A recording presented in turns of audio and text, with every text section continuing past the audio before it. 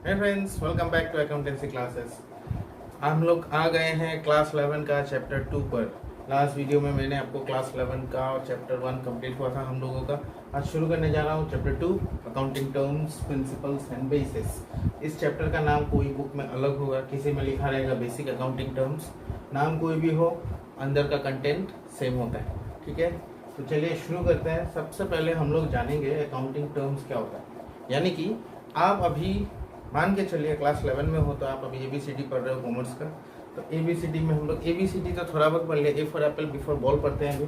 That means accounting terms होता क्या है, मीनिंग को पहले समझते हैं, उसके बाद आगे बढ़ पाएंगे। तो चलिए क्या क्या अकाउंटिंग नया नया टर्म्स है उसको थोड़ा पढ़ते हैं।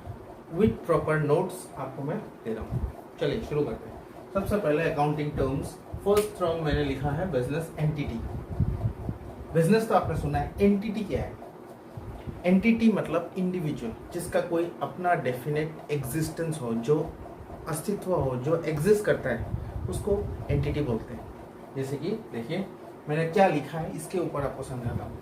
Entity means a thing that has a definite individual existence. I am an entity, आप एंटिटी हो, ये एक एंटिटी है, कुछ भी जिसका एक एग्जिस्टेंस है। ठीक है, बिजनेस एंटिटी मतलब क्या है? Means an enterprise that is separate and different from its owner. एक दुकान जिसका अपना एक पहचान है, अपना एक उसका सेपरेटली वो ओनर से अलग है, उसको बिजनेस एंटिटी कहा जाता है, जिसका अपना एक पहचान है, you having a unique identity. बहुत सारे एग्जांपल हैं आपके आसपास। एग्जांपल मैंने लिखा है टाटा लिमिटेड। रतन टाटा ओनर होंगे, लेकिन रतन टाटा तो हम लोगों को, हम लोग नहीं जानते हैं। हम लोग क्या जानते हैं? हम लोग टाटा लिमिटेड। जैसे रिलायंस, जियो। अब जियो और अंबानी तो सेम नहीं है, अंबानी अलग, जियो अलग। तो आप इसमें जियो लिमिटेड भी लिख सकते हैं। हिंदुस्तान लीवर लिमिटेड मैंने लिखा है, ITC लिमिटेड लिखा है। ठीक है, ITC आशीर्वाद का आटा बनाता है, यूपी नूडल्स बनाता है, ये सब। ठीक है, तो बिजनेस एंटिटी समझ गए। ओनर और एंटिटी दोनों सेपरेट होता है। जो एक दुकान जैसे KFC is a business entity, उसका अपना पहचान है, ओनर कौन है वो अलग। ठीक है, next business transactions. Transactions word मैंने आपको लास्ट चैप्टर में भी थोड़ा बहुत इसके बारे में बताया था, फिर बताता हूँ। ट्रांजेक्शन्स में क्या होता है? बिजनेस ट्रांजेक्शन क्या होता है? जिसमें are those transactions of business which involve transfer of money और गुड्स। इसमें एक चीज और जोड़ दीजिए, और सर्विसेज, जिसमें पैसा या सामान, गुड्स यानी कि वो सामान जिसको हम लोग डील करते हैं। सपोज एक जूते का दुकान है, उसके लिए उसका शू उसका गुड्स है। बुक स्टोर के लिए किताब, पेन, पेंसिल, ये सब उसका गुड्स है। जो सामान वो बेचता है, वो गुड्स का लेन देन अगर होता है, that is transaction between two persons और टू अकाउंट्स। टू अकाउंट्स, ये अकाउंट्स वर्ड को मैं अच्छे से एक्सप्लेन करूंगा। जो भी आदमी, हर चीज इसका मैं डिटेल आपको बताऊंगा बाद में। ठीक है, फिलहाल इसको समझिए। Business transactions are those activities which involve transfer of money, जिसमें पैसा इन्वॉल्व होता है, या सामान इन्वॉल्व होता है, या सर्विस इन्वॉल्व होता है, दो या दो से अधिक लोग, and which gets recorded in the books of account, जिसको हम लोग बुक्स में एंट्री करते हैं। Those are business transactions. मतलब एक बिजनेस में डेली जो लेन देन होता है, जिसमें पैसा या सामान इन्वॉल्व होता है। एक ग्रोसरी दुकान है, उसमें जो भी पैसा वैसा इन्वॉल्व होता है, वो होता है बिजनेस ट्रांजेक्शंस। एग्जाम्पल देखिए, परचेज ऑफ गुड्स। देखिए सामान खरीदा, क्या हो रहा है? सामान आ रहा है, कैश जा रहा है, ट्रांजेक्शन है। ठीक है, सेल ऑफ गुड्स, अगेन सामान बेच रहा हूँ, कैश आ रहा है, it's a transaction. Rent paid, rent पे कर रहे हैं तो फिर पैसा जा रहा है, इन्वॉल्व है ना मनी इसमें, मनी या सामान। कमीशन रिसीव्ड, फिर मनी इन्वॉल्व है। Loan from bank, money involve. Salary paid, again money involve. ठीक है, अब ट्रांजेक्शन्स का कुछ टाइप्स है, टाइप्स ऑफ बिजनेस ट्रांजेक्शंस। देखिए पहला है कैश और credit transaction. Cash transaction and होगा ये। चलिए, कैश ट्रांजेक्शंस। कैश ट्रांजेक्शन क्या है? जिसमें पैसा इन्वॉल्व होता है। ठीक है, यानी कि इंस्टेंट पैसा आना जाना हो जाता है। जैसे कि अभी देखिए परचेज ऑफ गुड्स एक कैश ट्रांजेक्शन है, सामान बेचा, कैश आ गया। क्रेडिट ट्रांजेक्शन क्या है? सामान बेचा लेकिन कैश साथ साथ नहीं आया। For example, purchase goods to Ram on credit ₹500, इस ट्रांजेक्शन, ये एक ट्रांजेक्शन है, purchase goods to Ram on credit ₹500। अब देखिए ये भी एक ट्रांजेक्शन ही है, इसमें सामान जा रहा है बट पैसा साथ साथ नहीं आ रहा है। कब आएगा? राम देगा, कुछ एक टाइम के बाद वो पेमेंट करेगा, 1 महीने 2 महीने 1 दिन 2 दिन व्हाटएवर, लेकिन this is also a transaction and called as credit transaction. ये एक तरीका हो, आप समझे, क्रेडिट ट्रांजेक्शन जिसमें पैसा साथ साथ नहीं आता है बट आता है। नेक्स्ट इंटरनल और एक्सटर्नल ट्रांजेक्शन।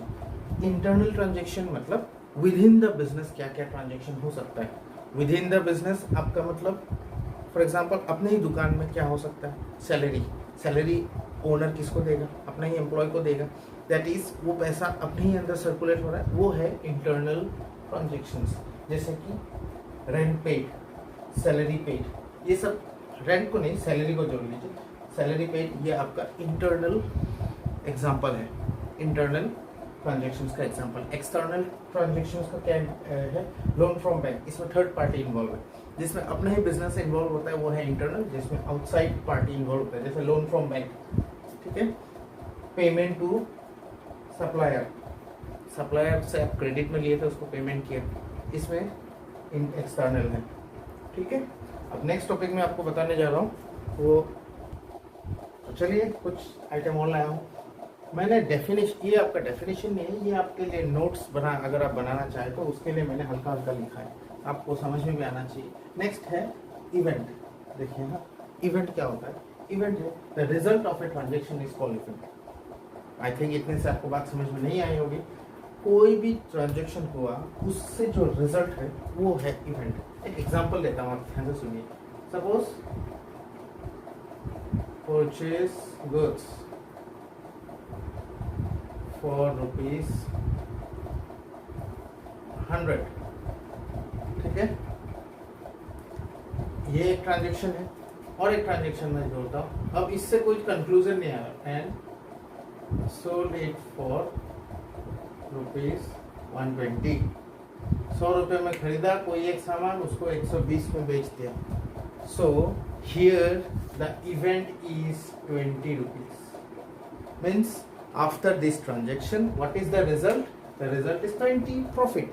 जो 20 रुपये आपका फायदा हुआ, जो 20 रुपये आपका इनकम हुआ, वो है आपका इवेंट। इवेंट मतलब ट्रांजेक्शन्स का जो रिजल्ट है, final result, that is event. Clear? Okay. Next account.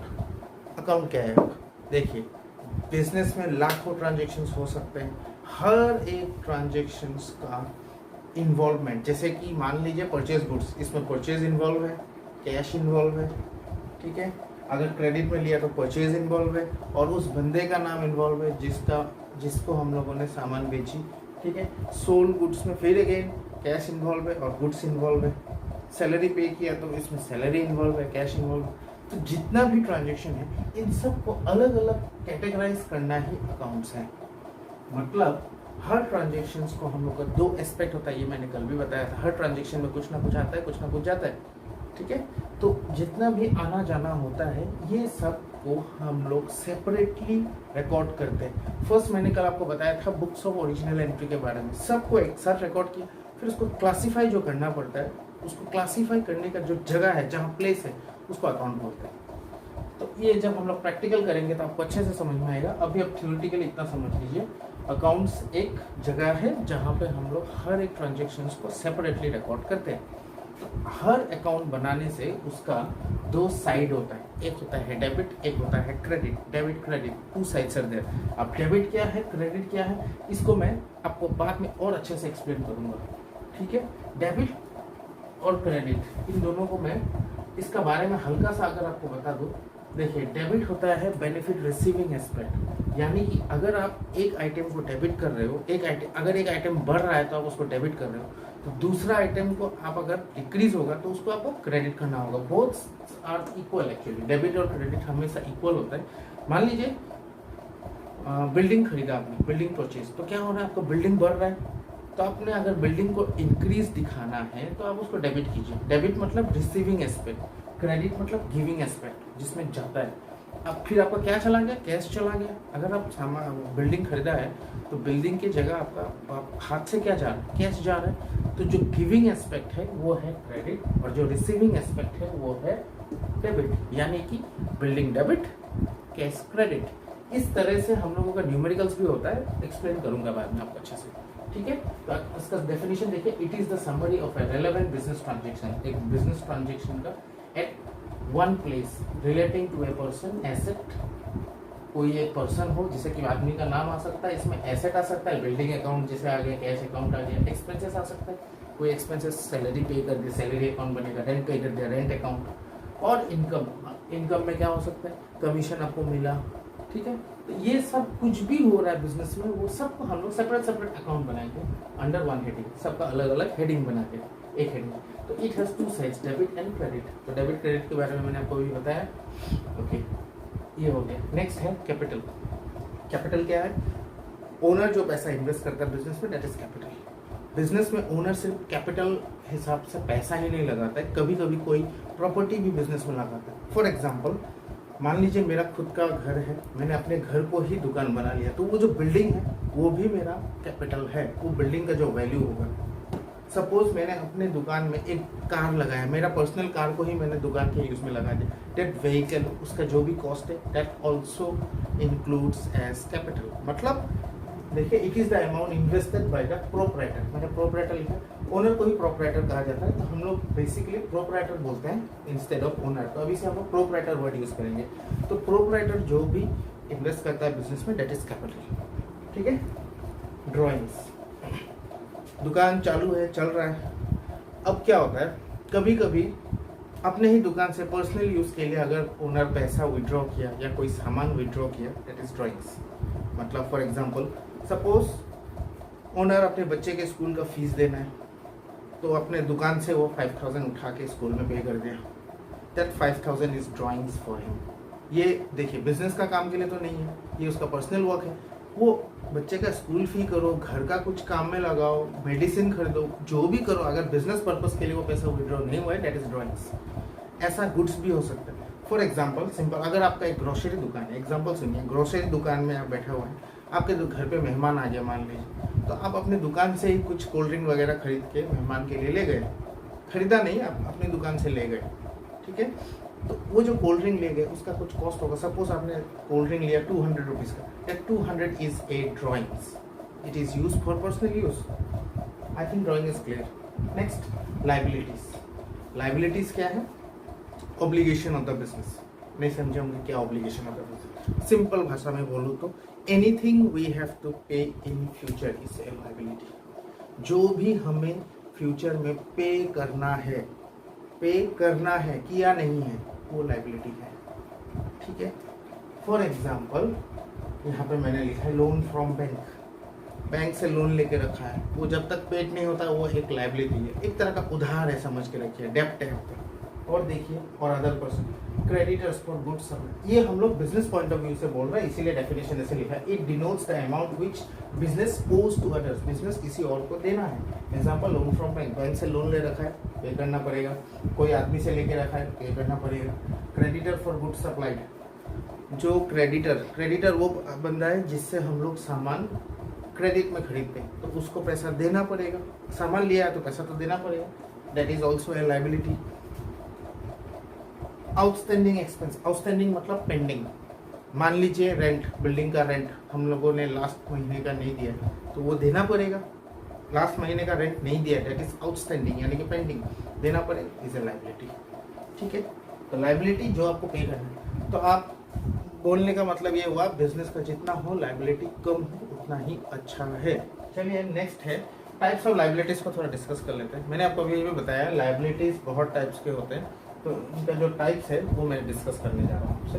तो टाइप्स ऑफ लाइबिलिटीज देखिए, पहला है नॉन करंट लाइबिलिटीज। देखिए, लाइबिलिटी क्या है, जो हमें पे करना है in future, anything we have to pay in future it's a liability. Now non current वो सब लाइबिलिटी है जिसको पे हम लोग करना पड़ता है, जिसको हम लोग पे करते हैं आफ्टर ए ईयर, जिसको पेमेंट करने में 1 साल से ज़्यादा समय लगता है, जैसे कि bank loan is non current liability. Clear. Next देखिए करंट लाइबिलिटी। करंट लाइबिलिटी क्या है, ठीक इसका ऑपोजिट, जिसको 1 साल से कम टाइम में हम लोग पे कर देते हैं। छोटा मोटा, जिससे बिजनेस का ज़्यादातर करंट लाइबिलिटीज होते हैं। जैसे कि देखिए तो क्या है, future payable in near future, that is with in a year. Example creditor, creditor कौन था, अभी बताया था आपको। क्रेडिटर वो बंदा है जिससे हमें गुड्स मिलता है ऑन क्रेडिट, तो उसको हम लोग 1 साल में पे कर देते हैं। बिल्स पेएबल, किसी बिल का पेमेंट जो बिल हमारे नाम पर, उसको भी हम लोग 1 साल के अंदर पे कर देते हैं, वो है बिल्स पेएबल। आउटस्टैंडिंग एक्सपेंसेस, जो पेंडिंग खर्चा है, जैसे कि आउटस्टैंडिंग रेंट है, कि सैलरी है, लास्ट मंथ का सैलरी नहीं दिया, ये सब आउटस्टैंडिंग एक्सपेंसेस है। विद इन 1 ईयर अगर पे किया दैट मीन्स करंट लाइबिलिटीज। और एक है कंटिंजेंट लाइबिलिटीज, ये एक्चुअली लाइबिलिटीज नहीं होता है एट प्रेजेंट। ठीक है, सिचुएशन को समझने की कोशिश कीजिए। आज के डेट में वो लाइबिलिटी नहीं है, लेकिन फ्यूचर में वो कुछ एक इंसिडेंट की वजह से लाइबिलिटी बन सकता है। ऐसा कैसे होगा, एग्जाम्पल देता हूँ, देखिए पहले समझिए। These are not liabilities at present but an happening of a certain contingency, एक सिचुएशन के बाद दे मे अराइज। जैसे कि देखिए, case pending in the court for liability, कुछ एक लाइबिलिटी को आपको पे करने के लिए केस लड़ रहे थे, आप केस हार गए, तो आपको अभी पेमेंट करना पड़ेगा, वो हो गया एक कंटीजेंट। और एक एग्जांपल मैंने लिखा, देखिए गारंटी अंडरटेकन फॉर लोन, आपने किसी बंदे का साथ, उसका किसी ने लोन लिया, आपने उसको गारंटी दिया, ठीक है, तो अगर वो बंदा पेमेंट नहीं कर पाता है तो वो लोन का पैसा आपको भरना पड़ेगा, तो that will again be a liability for you. तो ऐसा सिचुएशन जिसमें आज लायबिलिटी नहीं है लेकिन कल हो सकता है, दैट इज कंटीजेंट लायबिलिटी। लेकिन इसका हमको अकाउंटिंग ट्रीटमेंट अभी नहीं करना है, ये हम लोगों को इन दोनों के बारे में ही पढ़ना है 11-12 में, ये जस्ट आपका इंफॉर्मेशन के लिए है। ओके, नेक्स्ट टॉपिक है, देखिए हम लोग, मैं ये टॉपिक आज शुरू नहीं करना चाहता था, वीडियो लेंदी होगा बोल के, लेकिन लाइबिलिटीज में उधारी में क्यों खत्म करें, नया वीडियो है तो हम लोग प्रॉपर्टी से खत्म करते हैं। एसेट, नेक्स्ट टॉपिक इम्पोर्टेंट, हर बिजनेस का ये एक सबसे इम्पोर्टेंट पॉइंट है एसेट। देखिए एसेट क्या है, these are the properties of the business. तो हुआ ना इम्पोर्टेंट, जो भी प्रॉपर्टी बिजनेस का है वो सारा एसेट है। सिंपल एग्जांपल देखिए, कैश, आपका लैंड, बिल्डिंग, ठीक है, फर्नीचर, डेटर्स, स्टॉक, गुडविल। अब गुडविल क्या है ये मैं बताऊंगा बाद में आपको, अभी समझ लीजिए। और भी कुछ हो सकता है, फर्नीचर हो सकता है, व्हीकल्स हो सकते हैं, जो भी आपको प्रॉपर्टी है दैट इज एसेट। फिर टाइप्स ऑफ एसेट्स भी है, इसको मैं आज डिस्कस नहीं करता हूँ, आपको नेक्स्ट वीडियो में मैं आपको एसेट्स के बारे में दोबारा बताऊंगा और टाइप्स ऑफ एसेट्स के बारे में बताऊंगा, ठीक है। तो वीडियो में पूरा देखने के लिए बहुत बहुत शुक्रिया, आप इसको अच्छे से बने रहिएगा और मेरे चैनल को ज़रूर सब्सक्राइब कर दीजिए ताकि मैं आपको पूरा 11 का सिलेबस कंप्लीट बना के दूँ और आप उसका अवेल कर सकें। Thank you.